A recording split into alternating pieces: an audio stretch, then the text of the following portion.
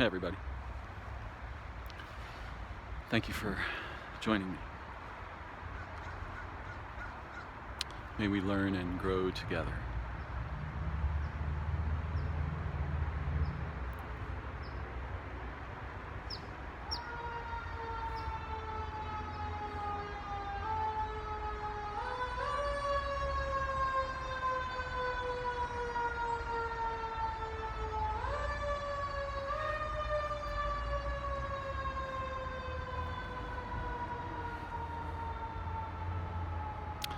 There are millions of human experiences right now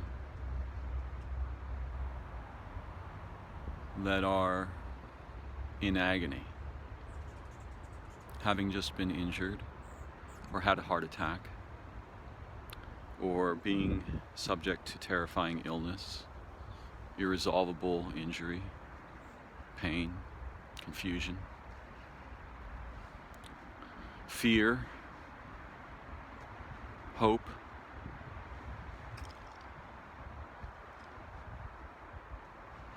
Siren reminds me of this.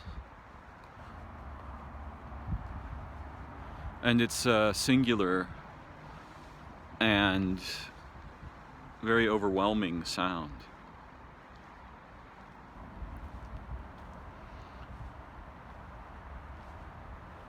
It affects me physically when I hear it. Not because I imagine images.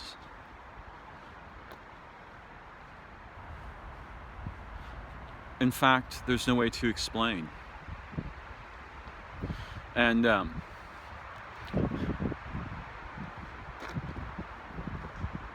it's surprising the degree to which we are inclined to trust explanations or authorize them as worthy of guiding our perspectives. I've just been listening to Jordan Peterson and Slavoj Žižek, whose name is difficult to pronounce, speaking on Marxism.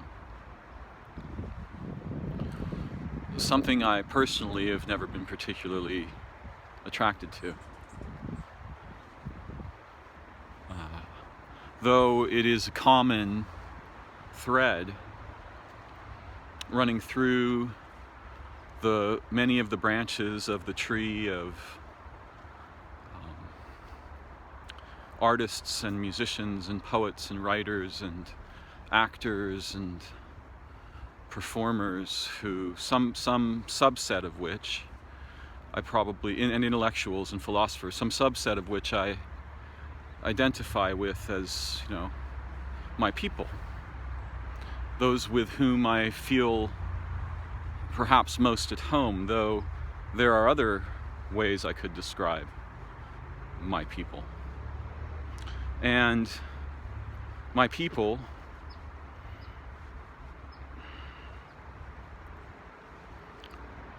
there's a hierarchy, in a sense.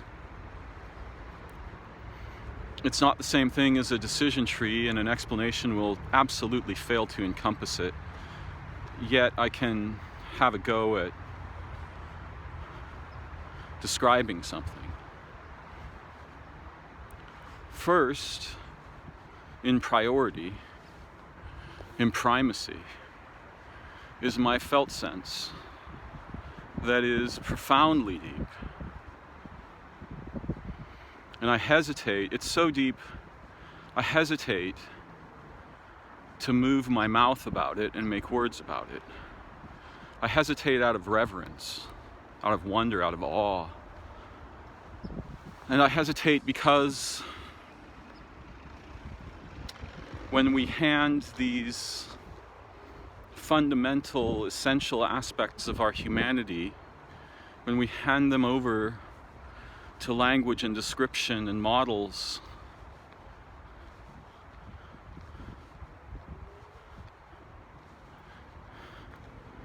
I'm reminded of putting a fish in the desert or a bird at the bottom of the sea.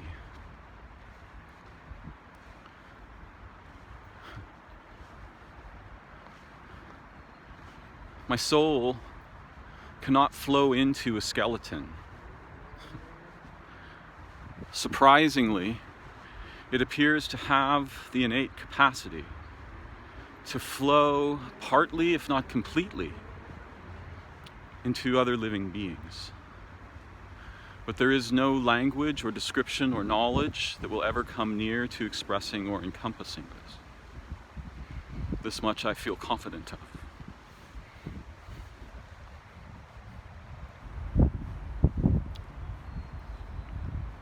But in primacy, having precedence over all other things, fundamentally, not in a logical fashion, in logic and thought and threat detection and response and opportunism and all of these things, all of this gets muddled up. But what has primacy is that all of the beings in all of time are not merely my people, and they are.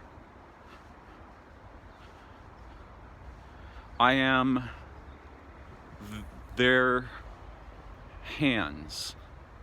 I am their hearts. I am their minds. I am their breath. I am their blood. I am their bones. I belong to them. I am their embodiment, locally, uniquely, personally. So, I do not have, I think first I just feel a sense of inexplicable affinity with all beings, all moments, all minds, all places, all circumstances. And that probably sounds a little bit confused because it just says that I have an affinity with everything. Nonetheless, I know I could speak poetically and be a little clearer. And by the way, you'll probably notice me looking down a lot during this video because I'm searching for something I encountered the other day and couldn't identify. It was a small insect. It was extremely fast, faster than any ordinary land insect.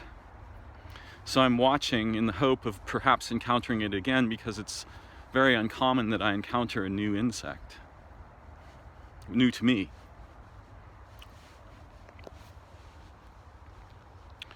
I'm also trying not to step on creatures as I walk, because I realize that the privilege I have of walking, which I consider a privilege, and I have been denied of it before, so I know what it's like to be without it, costs lives. It's not reasonably possible that I can avoid every living thing under my footfalls, but I can be aware and have some concern and realize that if living beings must give their lives so that I can merely walk, then perhaps a responsibility, perhaps I inherit from that fact an array of responsibilities. I think so. I feel so. To do something noble, trustworthy, beautiful, honorable.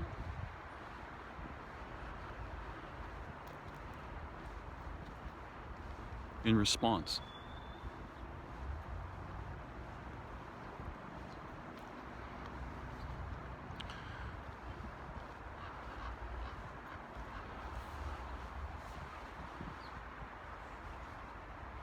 There's a tree of peoples, and I feel different and unique affinities with each of them. And there are classes of people and what we might refer to as types personalities and intellects and hearts, behaviors that I have more affinity with. I tend to feel a strong affinity with my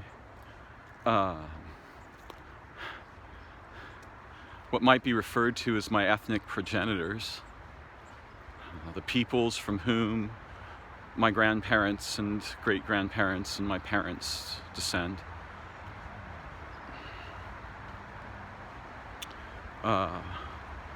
And these are Europeans, primarily. At least that's how we call them today. And I feel a strong affinity in general with the whole continuum of ages of human beings. Each of the ages of the humans is like an unimaginably profuse flower of wonder and beauty, and though unfortunately for many of us there's a lot of crystallization that happens in as we leave young adulthood. There's a tendency, I think, as a result of the incredibly toxic contexts in which we're engaged, to crystallize inside, to harden our hearts, to crystallize our opinions, to stop learning and start declaring, to tell instead of to participate and ask and sense.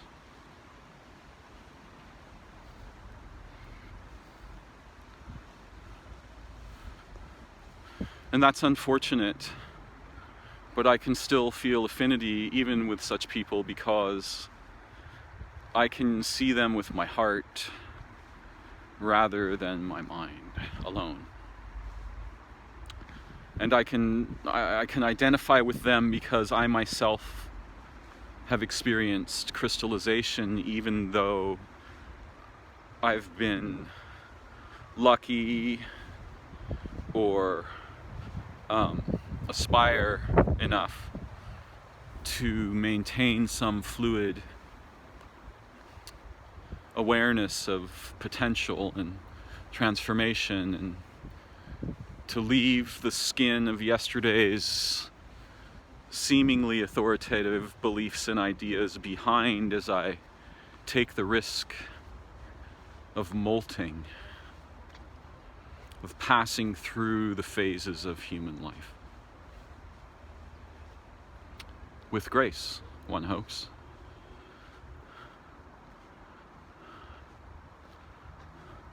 As I pursue the promise of something I might call the fulfillment of the incredible privilege of my human birth. So I've been making friends with the blue jay today by making little offerings. And actually there's a couple of blue jays, and they seem to recognize me now. And I'm gonna have to get some better offerings than these kind of old, somewhat stale sunflower seeds. They're pretty darn fond of peanuts, but I imagine there's all kinds of things they might like. And one of them didn't really want the sunflower seeds when I placed them on the asphalt, but was interested in them when I placed them in the dirt. And when I noticed that that bird didn't want the ones on the asphalt, I began to, think about it. What's the problem? Can it sense these are kind of stale? Does it just not like them? But then I realized that it might be hard to pick up sunflower seeds from the hard asphalt because it could hurt your beak. And it might make a lot of shock as you sort of pick them up, which is the natural way of doing things.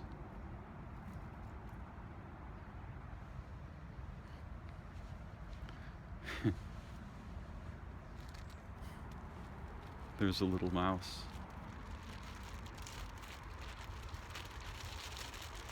Or maybe a vole.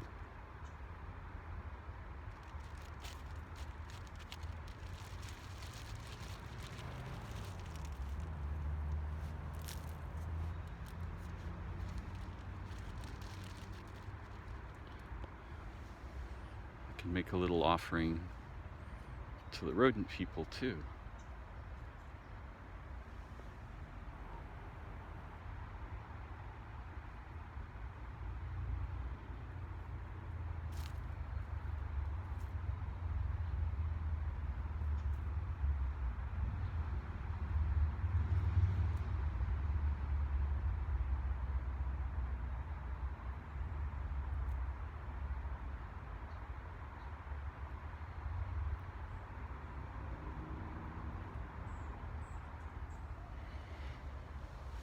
I've always been astonished by the courage necessary to pursue life as a small animal.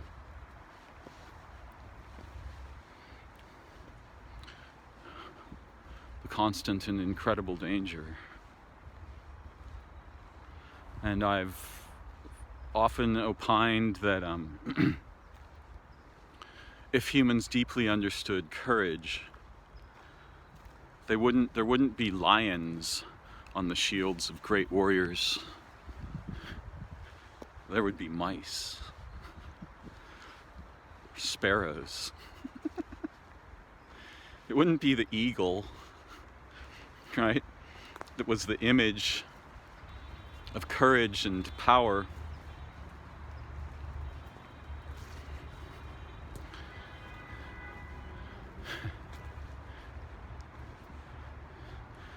It would be the scarab, the dung beetle, the apparently one of the strongest animals on earth.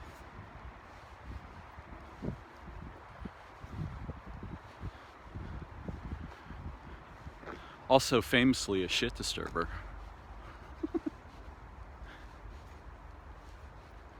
So in the tree of peoples, I have all kinds of affinities, but I can often find affinity with nearly anyone. Unless, of course, the situation or context sucks the oxygen out of the room, producing a very strong threat or something I'm inclined habitually to become reactive to, whether my reaction is one of attraction or revulsion.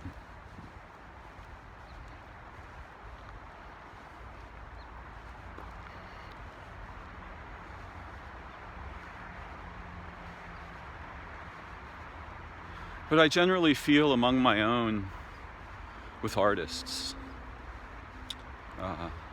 And it's a huge generalization. I mean,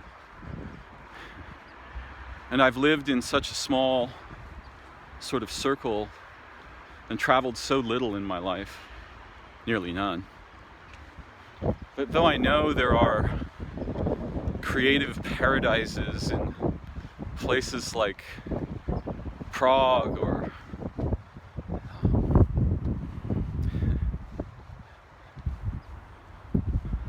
France, other, places hopefully in nearly every nation, but in some places, the spirit of creativity seems to have kind of set up shop.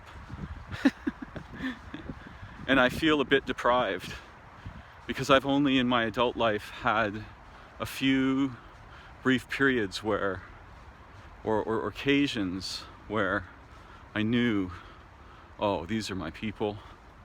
They recognize me, I recognize them. We love each other immediately. we feel inspired and refreshed and rejuvenated by each other's playful and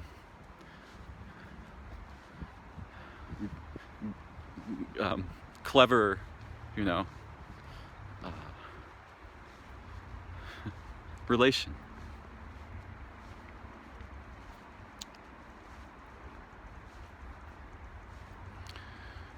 Now, when I'm here in nature,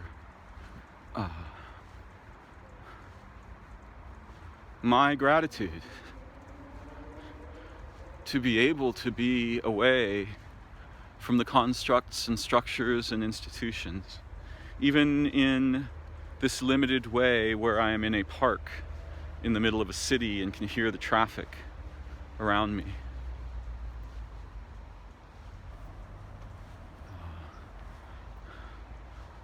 All of the living beings, they don't have to decide that I am their people, but I have decided that they are my people, which in a way means I've eliminated sides altogether.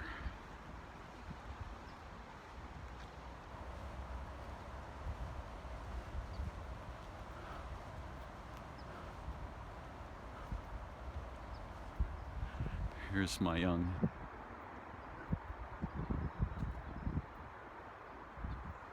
one of my new Blue Jay friends. Gonna have to get some peanuts or other nuts and things to bring.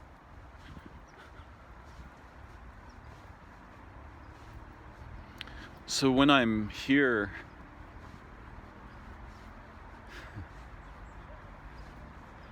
I am inclined to mistrust my intellect, because to inhabit it I have to depart from the kind of active, non-verbal, heartful sense of communion and revitalization that I feel here. As if when I breathe in, all of the living beings enter my body,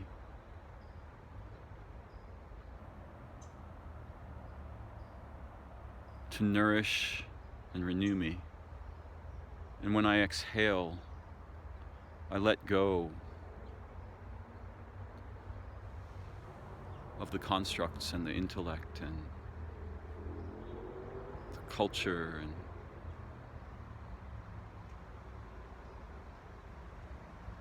and I embrace living time, which is a network of beings, not a mechanical process. And living time is different in every being, but they contribute to the superposition of that. And it is in that superposition that I am so lucky to be able to participate as a human being. And to be informed by and inform it. And when I use these words, I don't mean to contribute information so much as I mean to meaningfully participate in mutual recognition and communion.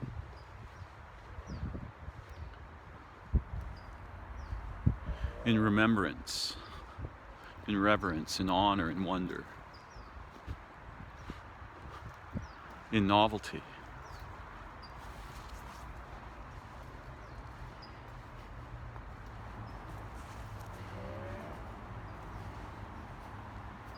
I found a place where the nymphs of grasshoppers are inclined to spend their youth, and they stay in the same area as they grow. So as I visit them, I can see their forms maturing from tiny little nymphs to larger. They're going through instars. They're going through molts. And I'll revisit that molting topic a little later if I remember.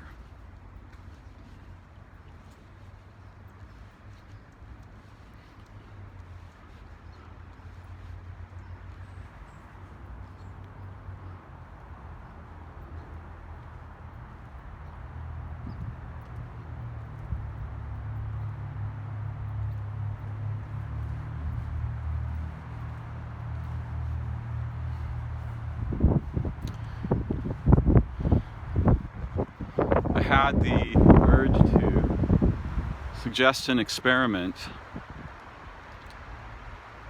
and it's not my intention to instruct anyone, merely to suggest something that I hope those who decide to try it might find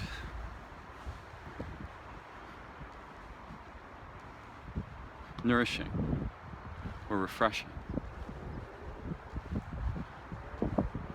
Find some being. It could be a bird or an ant. And of course, this experiment may be very familiar to some of my listeners, but I'm fairly sure it will be unfamiliar to others. A few in particular I can think of. Find some living being in which you have interest. A bee, a bird, a raccoon, a mouse, a tree. And in the first experiment, I'll ask that you practice seeing through, meaning causing to become transparent, all that you know about this being representationally. So I want you to throw away the fact, we'll use a tree, I want you to throw away the fact that you know it's a tree. Pretend I don't know what that is. I want you to throw away the fact that you know it's an organism and pretend you don't know what that is. And the fact that it's a fir tree, or that it makes wood, or all of the things, just let all that stuff drop for a moment. And that's the moment of sort of clearing out the cup of the heart, right? Let all that knowledge just fall away so that you can gaze in unencumbered wonder upon whatever it is you select. Could be a little cactus, flower. But we'll continue with the tree for a moment. Then I want you to practice seeing the tree not with your intellect, feeling into the tree, not with your thinking, with your heart. Bring the living being into your heart. See the living being through the sense of your emotional core. And just allow your emotions to slowly emerge from their, often nervously protected subterranean dwellings and become your senses. See the tree with your heart. Imagine it inside your heart. Imagine your heart inside it. Imagine you have just discovered your long-lost best friend who has always loved you and whom you have always loved. But this love has been occluded by knowledge and convenience and tasks and constructs and ideas and agendas and so on. Let all that stuff fall away. And just bring the living being into your heart.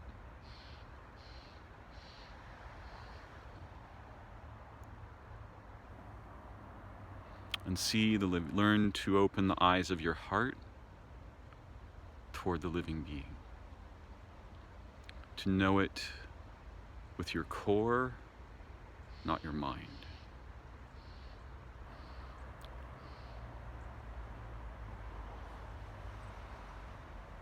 And feel the beauty, the mystery, the awe and the wonder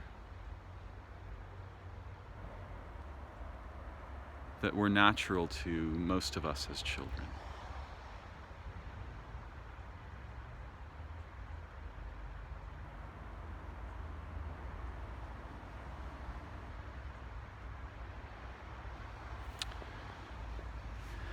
And if you practice this over time,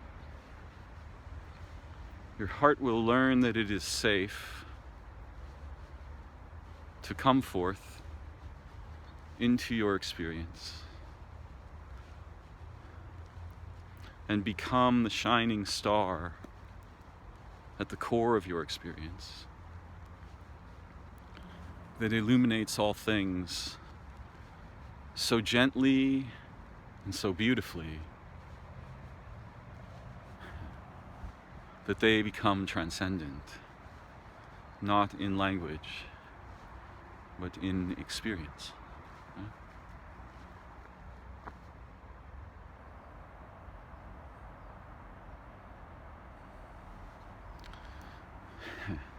And if you practice this, you will discover many astonishing things about living beings that perhaps even if you already knew what I'm talking about.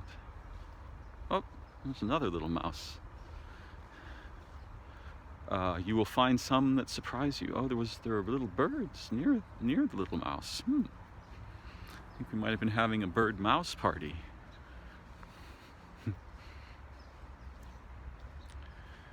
The loss of this was the loss of our participation in living places and in the transcendental union of all life. And the retrieval of this, even the tiniest success, is astonishingly profound,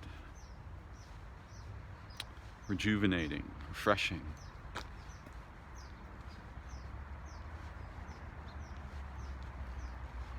I think I had a second experiment in mind. Oh yes, of course. So you could take things a bit further and establish a relationship with a living place, a stream, a tree, the creatures of a living place,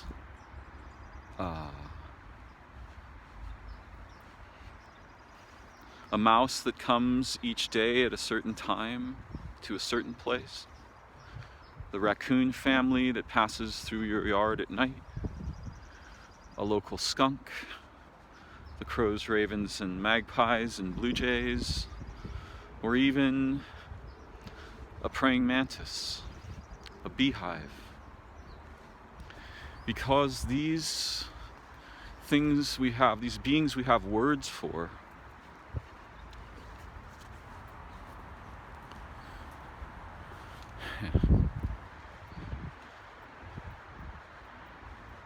will naturally extend your humanity, your awareness, your health, your capacity to understand, your dreaming, your recovery. And long ago, very long ago, all the humans they knew more than what I'm speaking about here, much more. But perhaps over time they began to operationalize those relationships, and that was the beginning of tragedy. And this is something I'm sort of generally against. What are you? Huh? You are a little flying creature.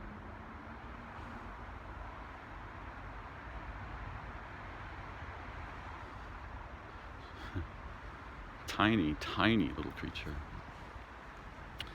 Size is deceptive, as we learned when we compare the courage of the lion, who can easily obliterate most threats, and the mouse, who must survive by awareness and caution and courage.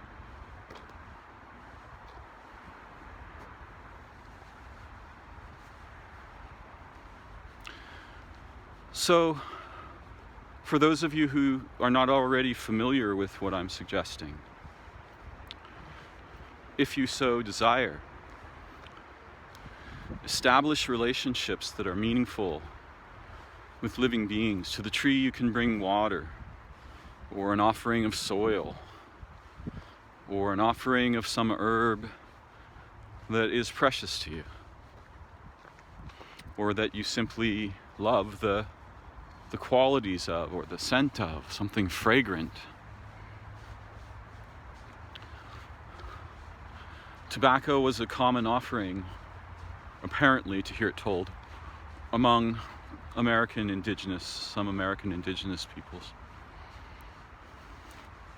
But that has partly to do with how they learned of its existence and their relationship with that plant. But what you may eventually discover is that the world is something very different from what the humans tend to think and enact. It is the birthplace and life place of billions of unique, anciently evolved intelligences. And when I say ancient, there's a secret about time in nature that until you discover it, you really won't understand time at all.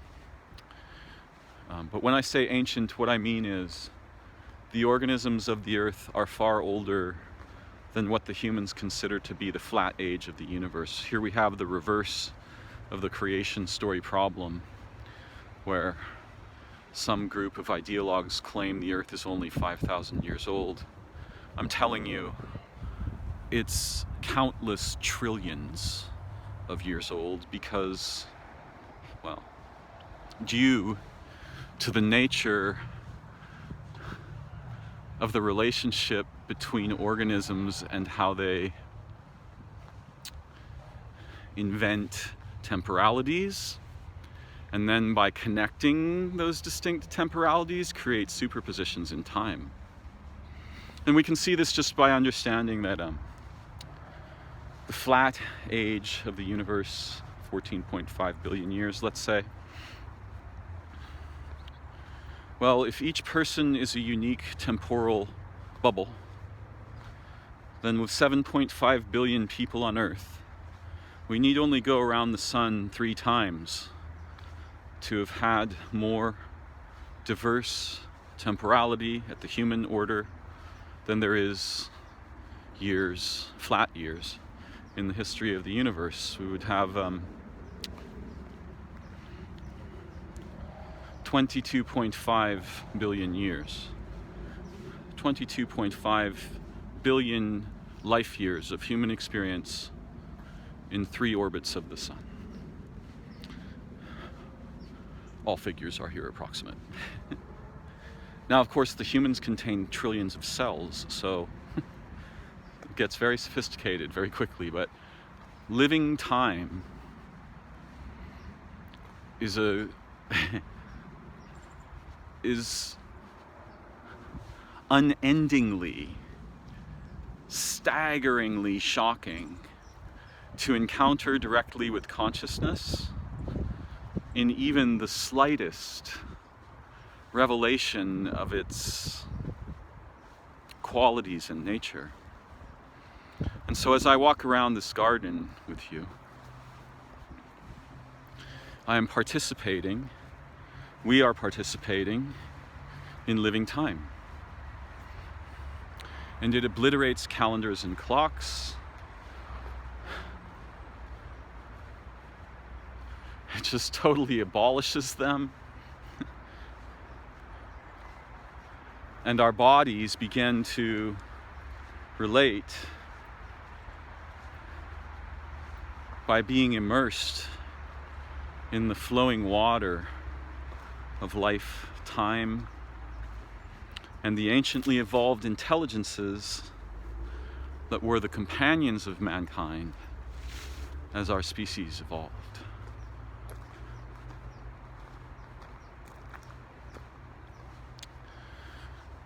So these experiments, these practices, I suggest gently to those of you who wish to try them out or pursue them deeply.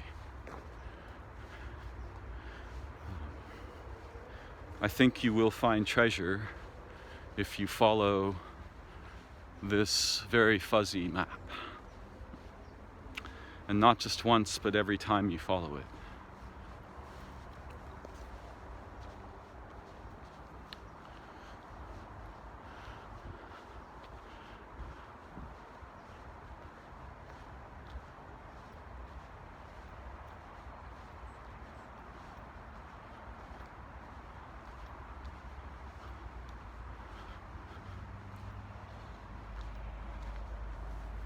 Insects such as grasshoppers and praying mantises, they go through formal life phases, and having their skeletons on the outside, so to speak. In other words, they're not really skeletons, they're hard structure. They're crusts, like our bones are, but they're not really skeletons, though we call them exoskeletons. And I think they're primarily comprised of a substance referred to as chitin, which maybe has some properties in common with our fingernails. It's not merely insects that molt.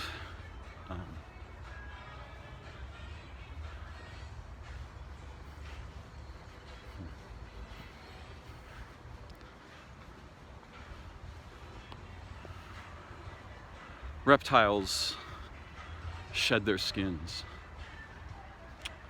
and probably go through life phases, but those of the insects are particularly distinct. Yeah? And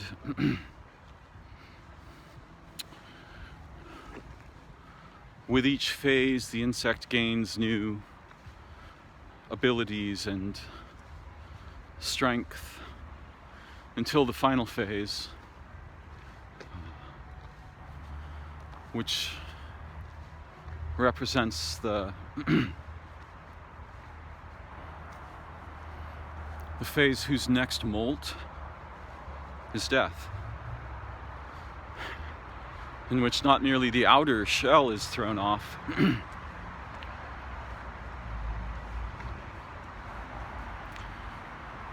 but physical manifestation itself is left behind.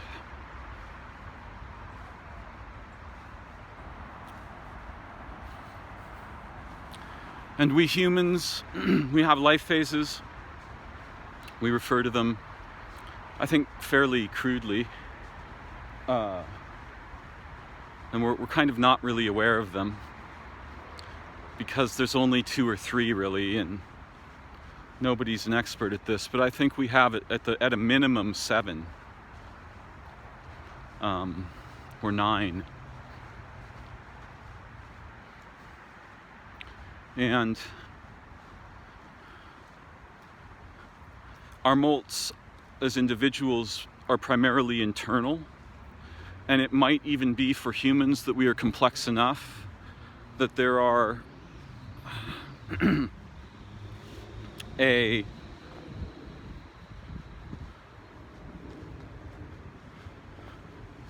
set of different aspects of our humanity that each develop uniquely within us at rates that are both generally shared but unique to each individual.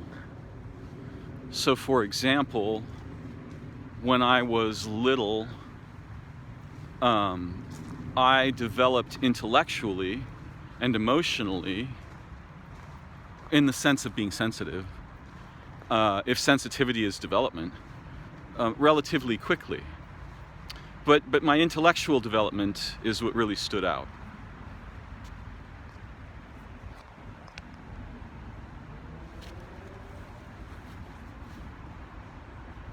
Making some adjustments here.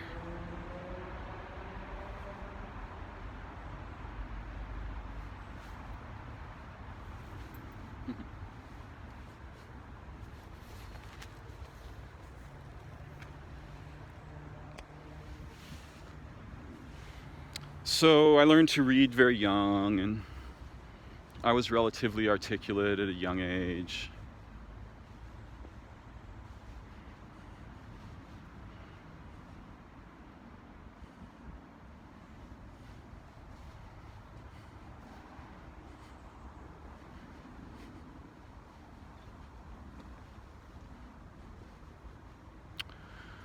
But other children developed other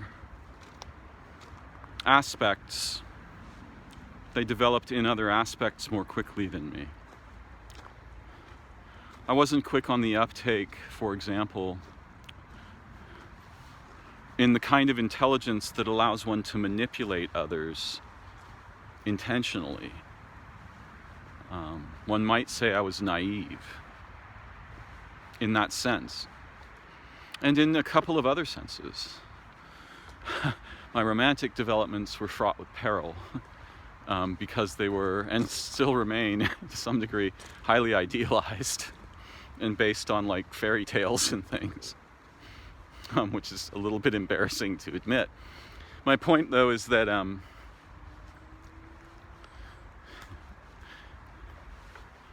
we each develop different aspects of ourselves at different rates, according to something we could understand as a generalized template, but some of us vary widely from the distinctions the template imposes and the timelines they impose.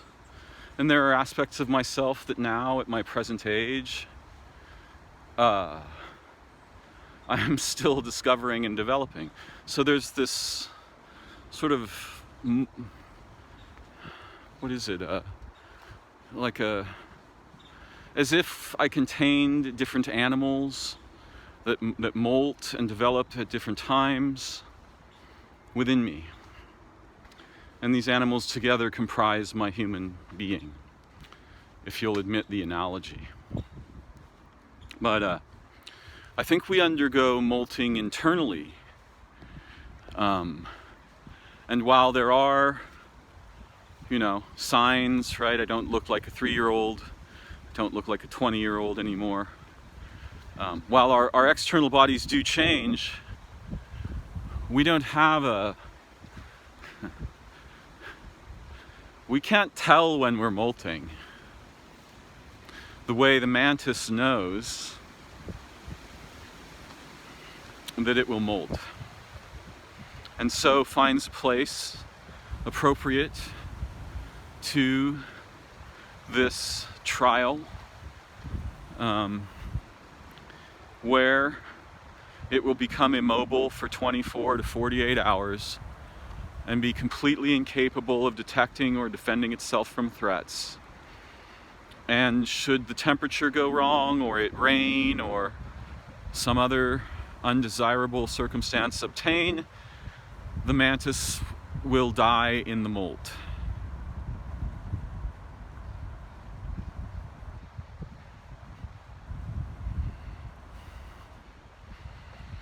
The molt is in a way an encounter with death. But if it succeeds, it emerges with a new body, with new abilities, new senses.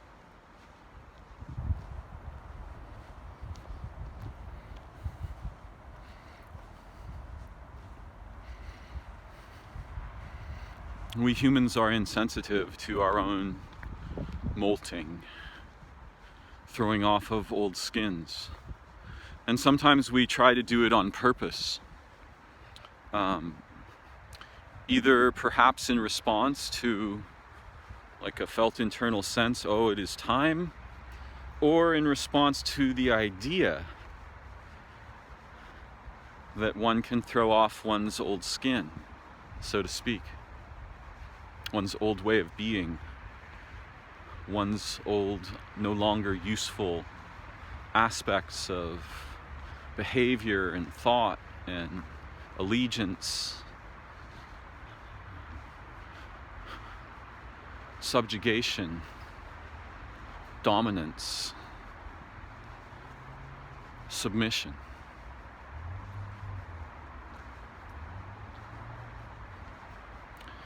So perhaps we are a creature that has some capacity to influence the time of our molting, but as individuals who experience life phases, there is a natural temporality to these processes that is ordinarily invisible to us.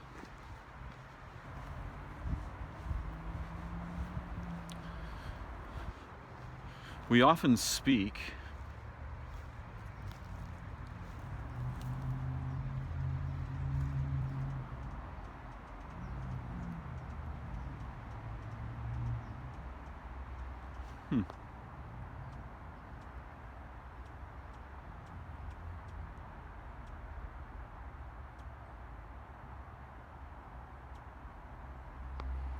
I do not know if that was made by a bird or a human, but I think by a human.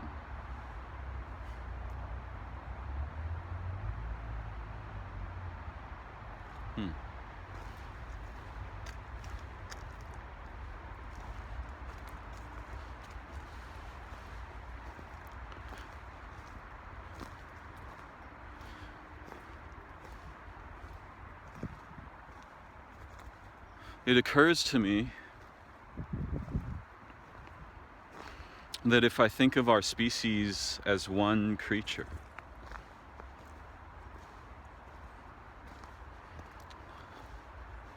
and I should mention that when it's just my custom to think about individual organisms and beings as both individuals and the embodiment of all of their kind at every order, so that a bird is the embodiment of all birds, but also of the birds around here and also of the kind of bird it is, and so on and so forth. But I do not keep these things in consciousness. I don't think about them.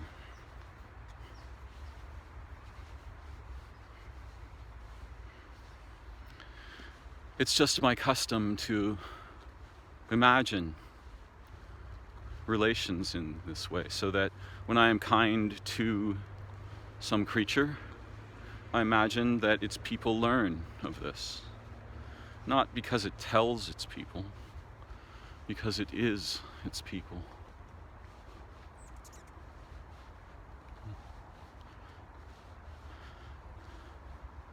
When I am gentle, the living things learn that I am gentle. And perhaps they will be gentle with me, too. Though it's not a guarantee. It's not an economic relationship. It's a reverential one.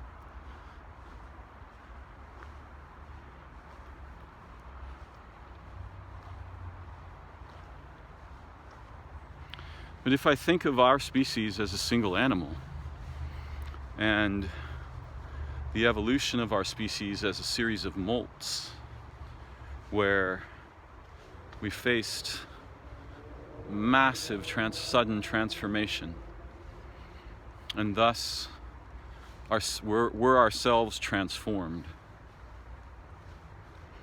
The metaphor doesn't fit perfectly because, I mean, the analogy, it doesn't fit perfectly for lots of reasons, but one of the things that doesn't happen is that for example, grasshoppers or praying mantises who are, are trapped for a while in their shell and when they're vulnerable, and then they break through and they have a new body.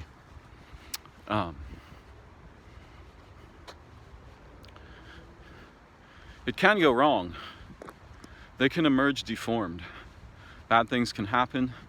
They can get eaten while they're trapped in the exoskeleton. They will break through. The temperature can be bad.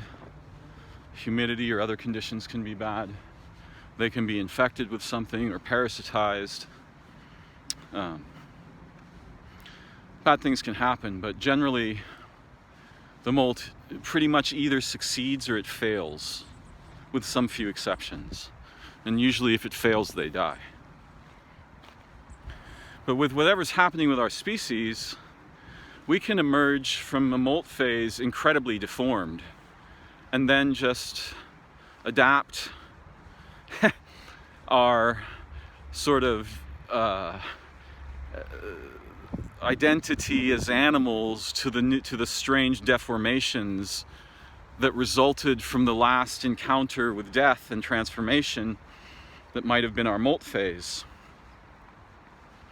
And this could explain in part why our species as a whole, generally, which I'm skeptical about generalizations, but hey, it doesn't mean I never use them,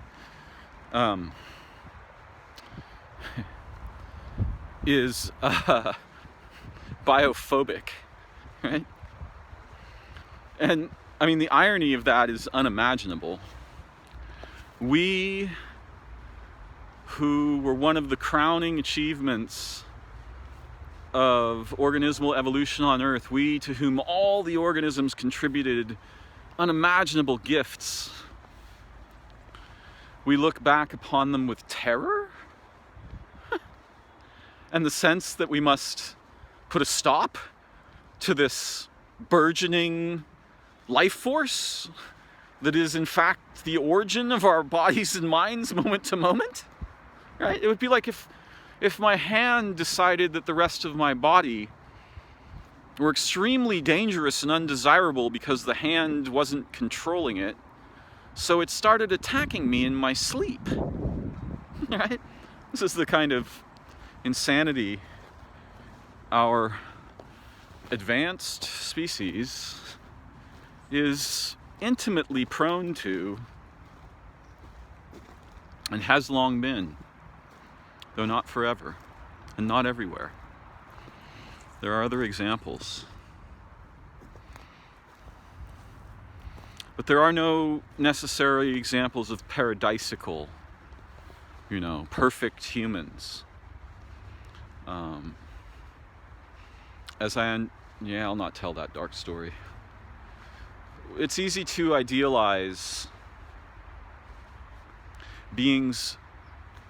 human beings who we intend to use as an analogy to show that there's another way, without recognizing that those to whom we refer may have their own very complex and sometimes terrifying peculiarities and ways of enacting violence and scapegoating and blame shifting and prosecution and torture and rape that we find generally reprehensible or inexplicable. But my point, or the direction that I'm going in actually, is just to notice that I think our species is about to undergo a molt event. And because we have no models or traditions or knowledge or practices around this, most of us are either confused as fuck, terrified, or telling ourselves fairy stories. You know, and there's two things that come to mind. I'll continue with my talk, but I just don't want to lose them. From the brilliant orations I heard from Jordan Peterson, who I don't claim intellectual filial association with, right? But the guy's really brilliant. Whether I agree with what he thinks and says is a completely different matter. I learn every time I hear him talk. Someone was really shocked. A friend of mine was very shocked when she asked me, have you heard of this guy? I was like, yeah, I think he's really brilliant. And she thought I was having her on. And I said, no, brilliance doesn't mean you agree with another person's positions or arguments, or it means that you recognize that they're skillful. And though Jordan, like all of us human beings, has moments where he demonstrates deep unskillfulness, and I know I have, so I can relate with that too. We shouldn't take those moments as indicative of, the quality of his thought. Anyway, in beginning his critique of the Communist Manifesto, he said, he made first some, academic and stylistic critiques. And one of the things he said was, I think, something like, I never encountered a litany of wrong ideas as consistently wrong as I encountered in this book, which I thought was really funny. But then he said something very startling and brilliant, which was, most ideas are wrong. Wow. Who'd have thought that? Most ideas are wrong. And he said, the goal isn't to find some idea, build a castle there and start flying flags from the parapets. The goal is to find some idea and throw everything you have against it. Try to tear it down every way you possibly can, because otherwise you're liable, and this is my own language, to fall under the spell of the fact that you had an idea. And I know that problem really intimately.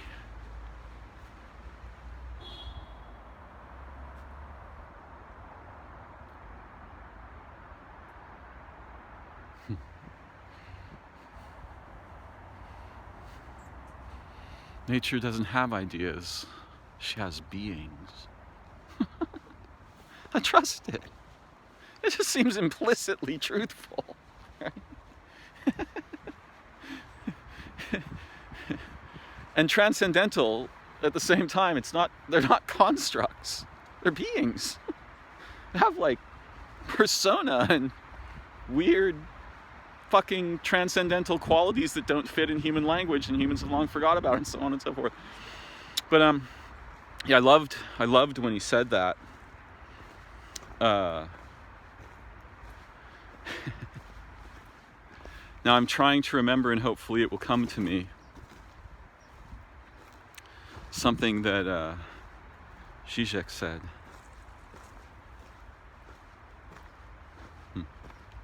Because I had the pairing in my mind. Let me see.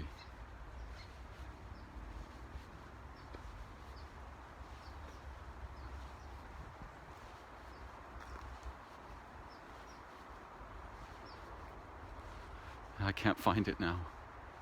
Perhaps it will return to me.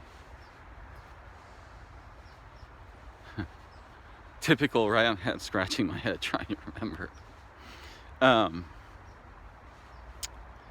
So I think our species might be undergoing a molt, and that doesn't mean necessarily that we're going to advance. We may, and I think likely will, emerge, the survivors, into chaos. The chaos of the attempt to reform,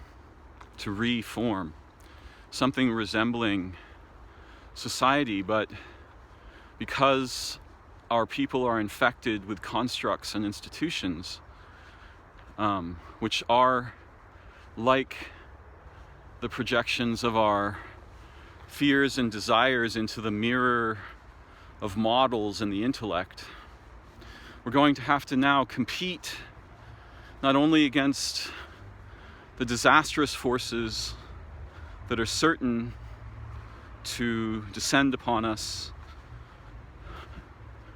from the living world in response to our catastrophic malfeasance and misbehavior. It's the wrong word. Violation. If you push really hard on a concrete wall, it doesn't have to push back. But if you punch it, you break your hand. And the humans have been obliterating that from which our own minds and bodies emerge wantonly now for a few hundred years, assisted by modern technologies, in such a way that it's like you're pushing into something that can absorb a lot of force, but after absorbing a certain amount of that force, it hits you back with that force magnified 1,000-fold from 7 different directions, not one. And that's the kind of pushing we've been doing, and that's the kind of reaction that seems incumbent upon not just our species, but all of life, because that's what we've been pushing against. The hubris of our species is generated nemesis. Yeah? We've been fucking with the world until nemesis finally emerges from that rape to answer our incredible confusion. But yeah, I think one way to think about what's happening is that we're facing a speciation event as human beings. And it's going to be really confusing because time has changed, meaning has changed, value has changed. And when I say changed, I mean they've become ambiguous, right? They've gone from being relatively reliable, even though they were fictional, to being really unreliable. And they're going to keep getting less reliable as more and more effects are stirred into this kind of soupy, bubbling transformation, moment of transformation, or epoch of transformation, if you will.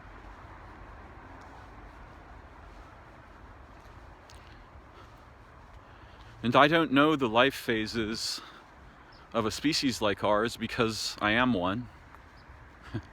And I've not seen what results from the molts, except that I am one of those results. Our people in this time are one of the, we are the children of a molt phase, of a ladder of molt phases throughout the evolution both of our bodies and our consciousness, the development of our consciousness.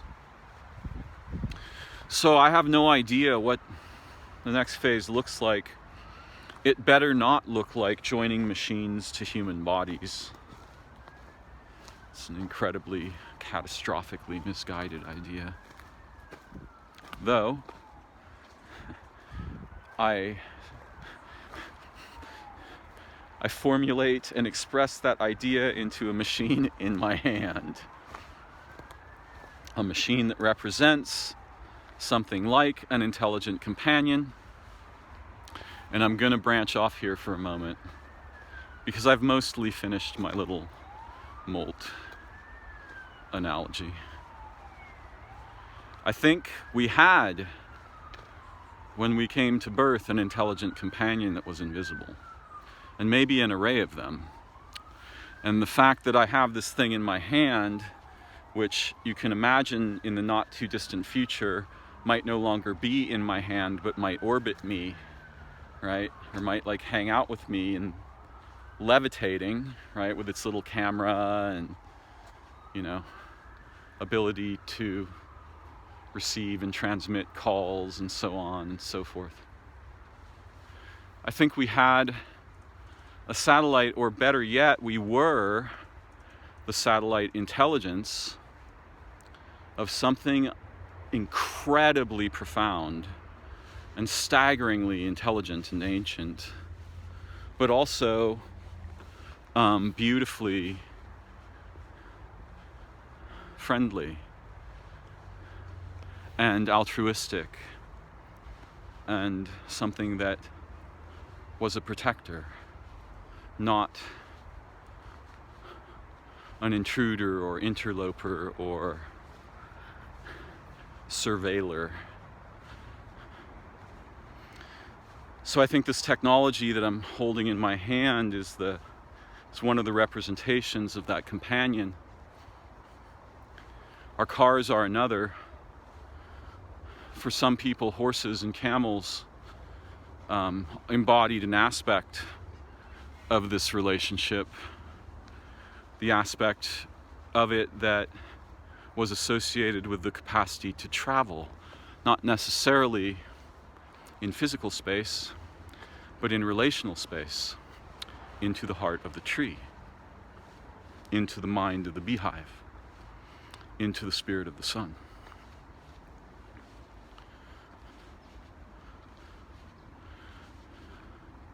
And this may sound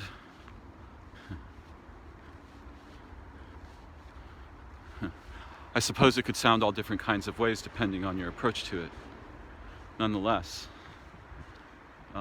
it is my experience that not merely our minds, but our souls and the development of human consciousness, the evolution of our minds, is directly related to the story that I am telling. And I think as our species evolved, one of the repercussions of the molt phases was that the age the phase of our individual lives in which we departed relation with our companion became lower and lower and lower. And at first, as we got older, the intimacy with the companion became deeper and richer and more sophisticated. But after a time, after a certain molt phase in human history, it began to retreat, right? So that still some few people discovered it in their elderly age, but it became common for that relationship to disappear earlier and earlier in life. And one of the reasons this was so is that the process of enlanguaging and enculturation, to which we subject our children, thinking it a great benefit or a gift, actually it shunts the energy of that relationship into constructs and representational thought and language and ideas.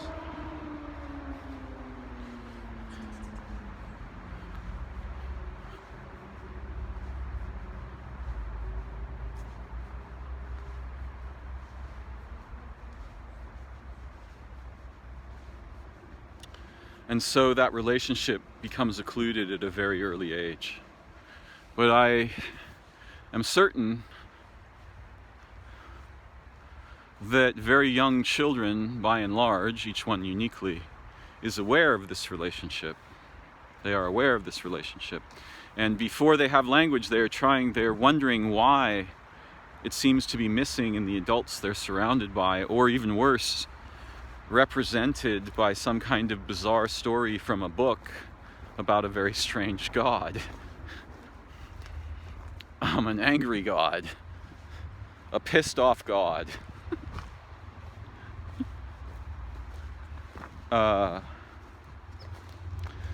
So, I'm not asking you to believe me.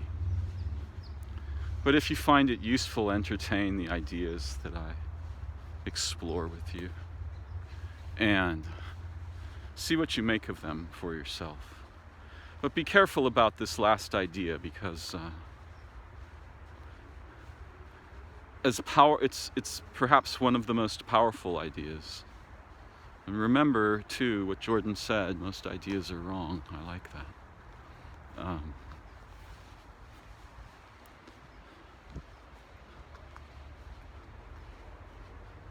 I really feel unbalanced. It's so important to present something from Zizek, since I mentioned Peterson, but I lost the thread.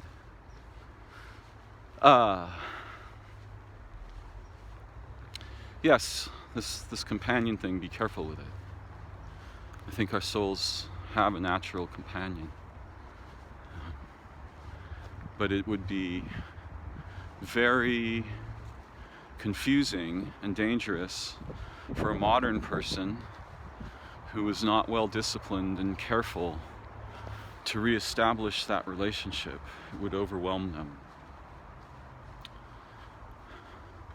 The children are so flexible and sort of unformed that they can sustain relation with something shocking and transcendental that adults would flee in terror from, because that thing would threaten all the constructs that the adults, all the scaffolding, right, that the adults identify with and think of as themselves. Children don't have this scaffolding, so it's not threatenable. The little ones, the very little children.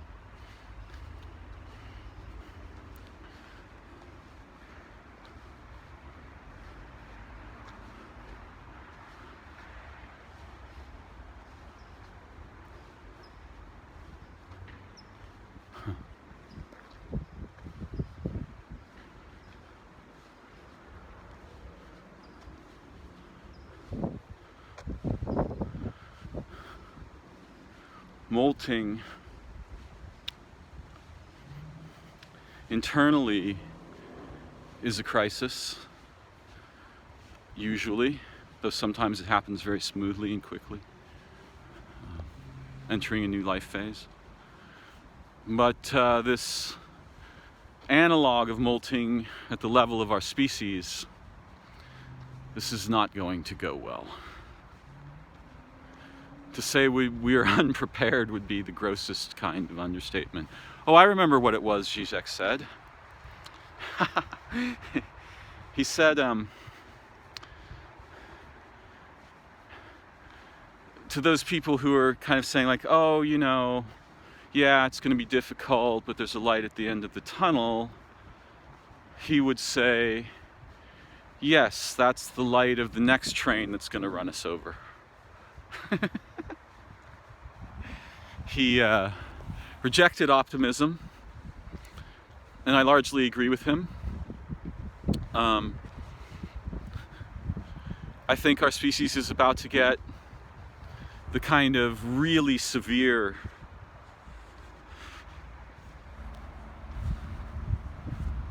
we're going to experience incredibly severe repercussions of our long-standing belligerent violation of the true and the sacred and the living world. Not because the true and the sacred and the living world are angry or vengeful. Nope. It's almost a mechanical result, right? Where if you just keep pushing, if you keep cutting the rope that you're hanging off on the mountainside by, right? At some point it breaks, and you can yell at your hand or the knife or the rope or the mountain, pretend you were innocent, whatever you want, but that rope is the history and future of life on Earth, and our people have been hacking away at that thing full force, 24/7, with everything they can throw at it for at least the past 300 years, if not longer. And for the past 100 years, we've just been obliterating it. So that thing's going to break. And it's not nature being mean. There's nothing vengeful. It's more like physics, right? You're gonna, you definitely don't want to be hacking on the umbilical cord that connects you to nature, through which you receive the possibility of having a mind moment to moment, right? Or of, eating food, or surviving the sun, right? The sun will kill you. If there's no, if the earth doesn't buffer that stuff, you're just gonna die, right? The moon protects us from impacts. The atmosphere protects us from the fierceness of the sun. And if you start trying to mechanize that protection, it would be like, it would be an act of unimaginable. It's the same kind of hubristic, stupid ignorance that gets us slaughtered en masse. What would be an analogy for the stupidity of that? It would be like pretending, it would be like taking a guy with heart disease and putting a clock, replacing his dying heart with a clock. It would be that stupid. Yeah, trying to geoengineer a response to the global transformation of climate, which I think is multiply determined, right? It's not, there's one cause. Humans have a huge role to play in it, but there's also seasons of the relationship between the sun and the earth. There's transformations that happen onto the earth. There's transformations that happen in the sun. There's transformations that happen in other planets. The whole thing's a system. It all affects each other. But down here on earth, humans have been busily obliterating the buffer that can protect us during times of sudden, unexpected transformation, and pretending to be innocent, or even they know the right thing to do.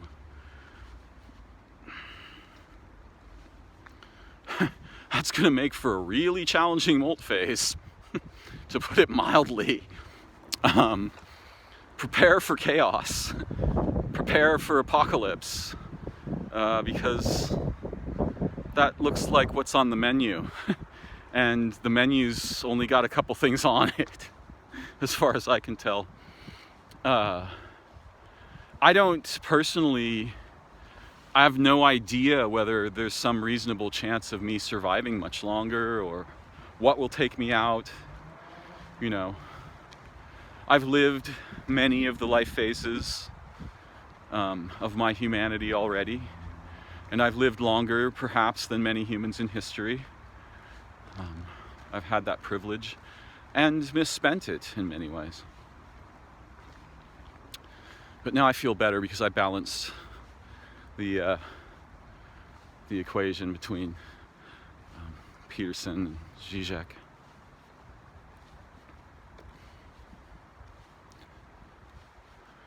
And now, having dwelt in the kingdom of my intellect, I'll return to my heart.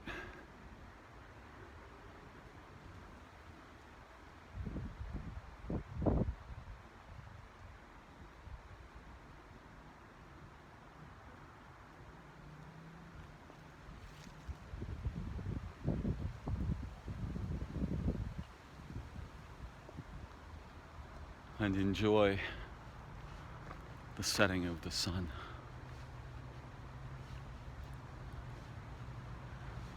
Thank you for being human, for being interested, and for walking with me while I get my body's exercise, and also perhaps my mind's. And with a little luck, my heart's too. Bye-bye for now.